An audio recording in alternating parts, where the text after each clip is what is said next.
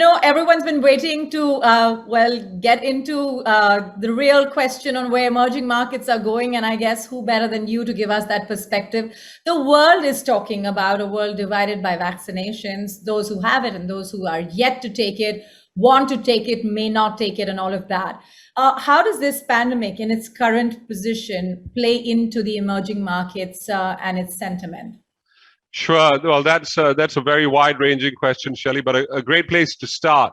I guess we need to go back on what's happened over the last 18 months to some degree and try and project forward on what we think is going to happen over the next year or so. And what we do know about the pandemic over this period is that nothing has stayed constant, right? Every set of parameters that we've concluded on very quickly shifts to something else, and the same is true sitting here in September 2021. But what we do know is that there is flux. There is constant change in the shape of the virus, the kind of variants. Whilst North America is dealing with Delta in the way that India dealt with Delta a few months ago, there's already talk of another new variant elsewhere in the world, a variant, I should say, elsewhere in the world. So that is something we need to be very mindful of. In addition to that, I think we need to be very careful about complacency. Mm-hmm. Now, different parts of the world have been rushing to open up. There's been a real eagerness to get back to the way life was before 2020. I think that's premature. And examples of where we've opened up prematurely has led to significant social costs, significant health costs, and that's a problem. I think the third thing is, at the same time, notwithstanding this situation with complacency and the change in the virus, there is still a desire to carry on with life, right? Because the economic costs, the governance costs, the social costs from these continued lockdowns is far too heavy. And when you put that all together, I think where societies are ending up on, really depending on the kind of societies we're talking about, is some sort of a balance, some sort of a trade-off. How do we keep cases low? How do we ensure that the medical situation doesn't get out of hand? How do we ensure that deaths stay within a certain number, whatever that number is for a particular country, but open up, because politically, socially, economically, that's necessary. And the US is an example, right? As we speak, the Delta variant is taking hold in the US. Cases are rising. The authorities have encouraged people not to travel over the huge Labor Day weekend upcoming. But things have opened up, and the stock market is at an all-time high. So implicitly in that whole equation, there is a pricing in of what the economy needs to do to stay open, and what health cost is something that they're willing to tolerate. So coming back to your question on emerging markets, I think it has to be about vaccinations. Take-up has been mixed. The evidence is that we all need to be fully vaccinated. Clearly, you've heard the phrase before, none of us are safe till all of us are safe. The developed world is focusing on vaccinations now because supply is constrained. Going forward, I think emerging markets will ensure that all of the deficit in terms of vaccinations are picked up.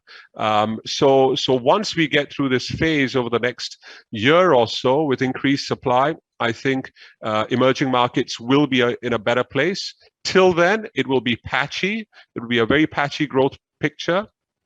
Connectivity between emerging markets and the developed world will be mixed, but the emerging world is a very resilient one. It's faced many crises before. India is a great example of that, and they will come through this and perhaps come through this stronger. At least that's what one hopes for. But Manraj, through your experience, decades of experience in investing, you've noticed that when things are really, when they push sentiment out of the window, we do see a lot of people switching to safer spaces to invest. And one such generally safe space has been technology, which has been sort of the selling point of the East Asian countries for some time. Earlier this year, however, it seemed like they weren't performing as much as one would have hoped internet-first companies were. What is the reason for that, and how do you see that panning out? Yeah, again, it's very interesting how that's played out and how it's changed this year. East Asia is unique in that, on the one hand, there has been a very strong component of technology in some of the key East Asian economies, certainly China, South Korea, Taiwan. And whilst the pandemic was really taking root last year and lockdowns were the norm, there was a lot of demand for technology that fed through to the supply chains. There's a lot of hardware companies in that part of the world, and semiconductor leaders, world leaders in semiconductors. All of those did well. So from a market's point of view, they did well. But on the other hand, the level of technology penetration in those economies in day-to-day business conduct, consumer behavior is also very high.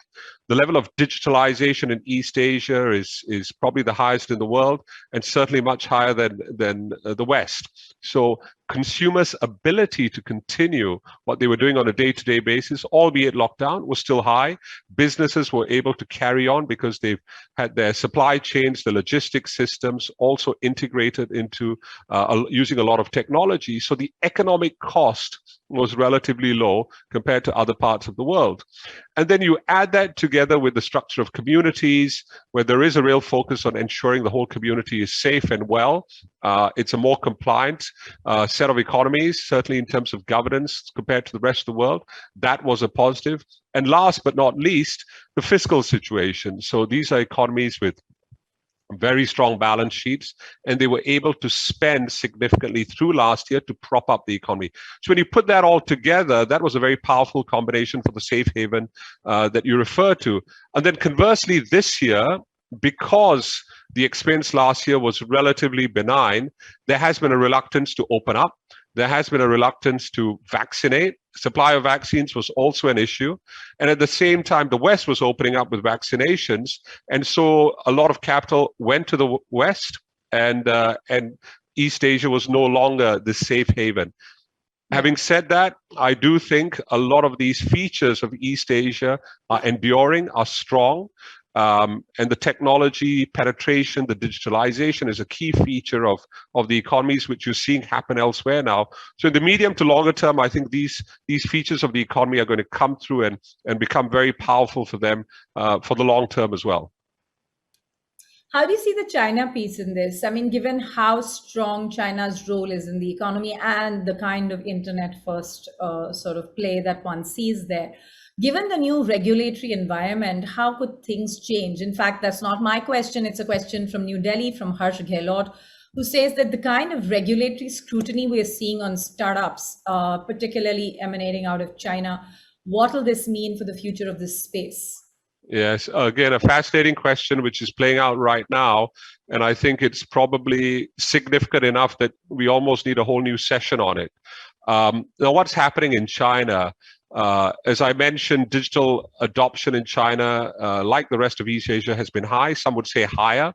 The importance of technology in the economy, the importance of innovation has been huge, to the extent that some of the internet e-commerce leaders have taken the business model many steps ahead of what you've seen in the West, including the US.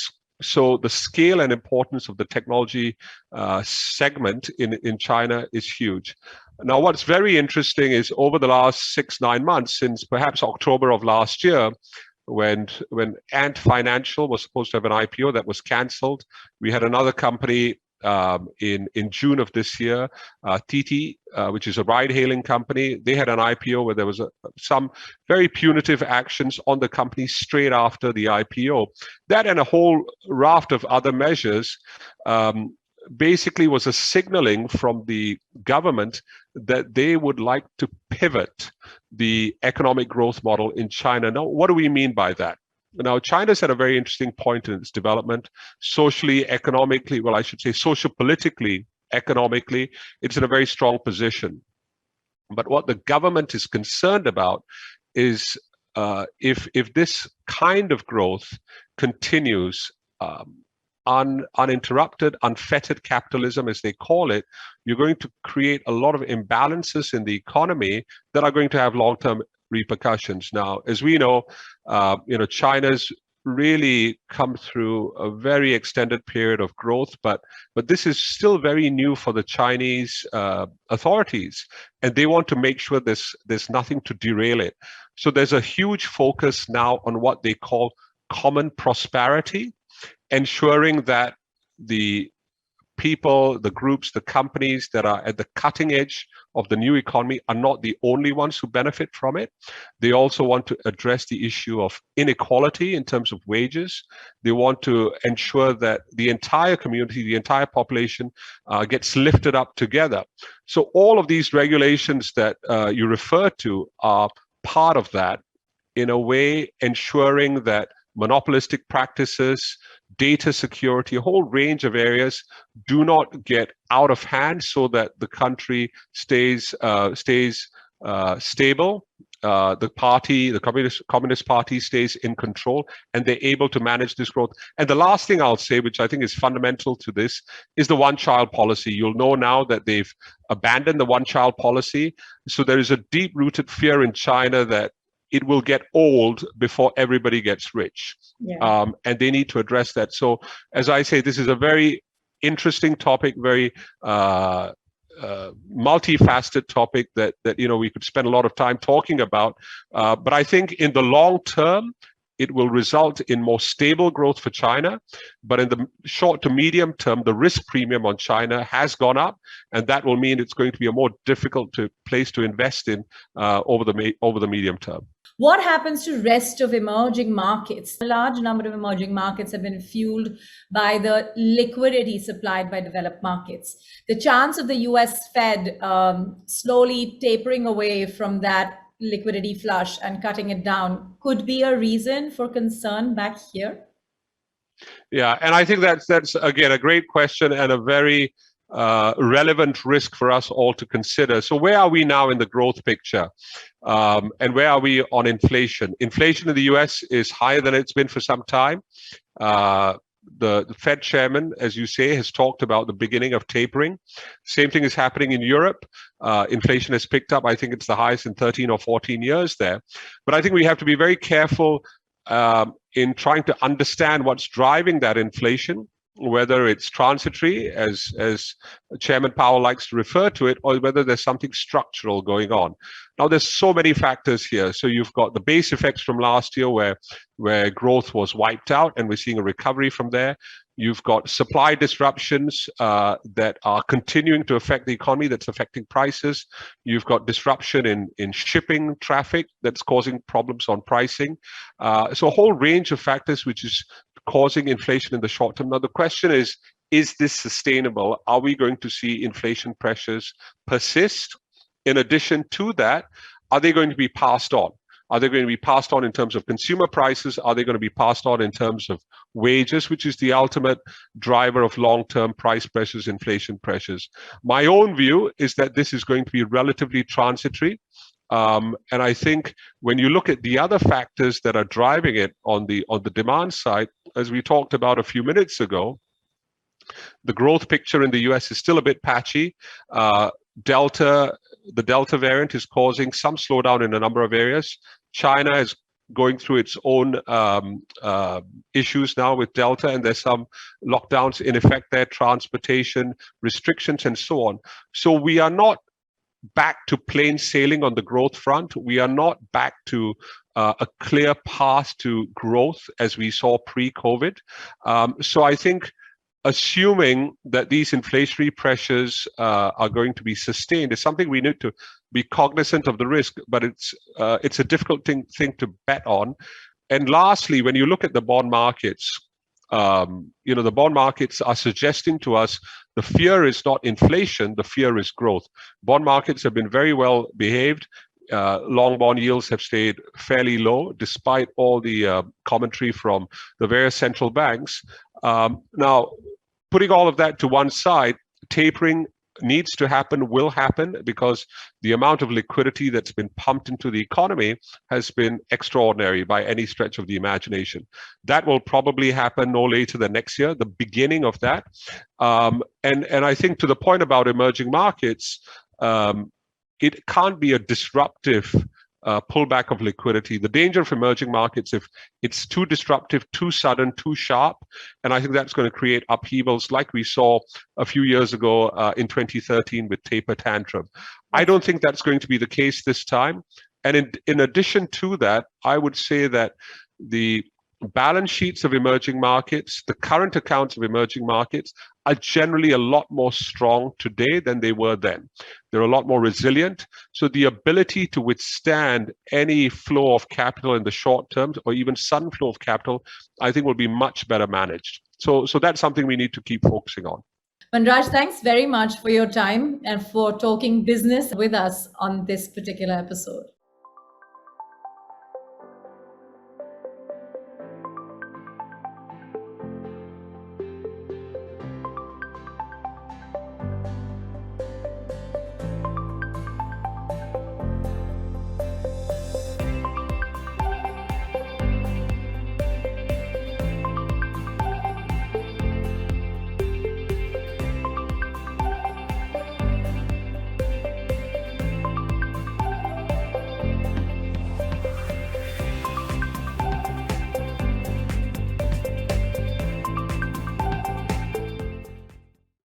Mutual fund investments are subject to market risks. Read all scheme-related documents carefully.